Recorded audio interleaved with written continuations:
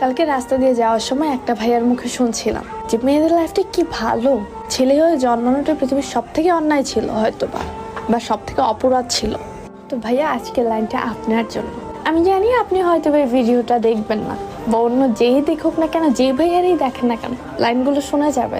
আপনি যে 18 বছরে বাবার কাছে হয়তো বাইক বা নিজের স্বপ্ন পূরণ করার কথা বলছেন না, সেই 18 বছর বয়সে একটা মেয়েকে তার ফ্যামিলি, তার পড়াশোনা, ইভেন তার প্রিয় মানুষটাকে ছেড়ে চলে আসতে হয়, নিজের প্রিয় মানুষটাকে দাফন করে দিতে হয়, নিজের স্বপ্নগুলোকে বিসর্জন দিয়ে অন্য একটা মানুষের বাড়িতে যেতে হয়। হ্যাঁ ভাই, আপনার একটা ছেলে হয়ে জন্মানোটা অপরাধ ছিল। তা আমি আপনাকে বলি কি, যান না, একটা সপ্তাহ বাসায় বসে দেখেন, একটা সপ্তাহ রাতে দিনে বাসা থেকে বের হবেন না, কেমন লাগে হয়তো আপনি ফিল করতে পারবেন 4 দেওয়ালে বন্দি থাকার ব্যথাটা।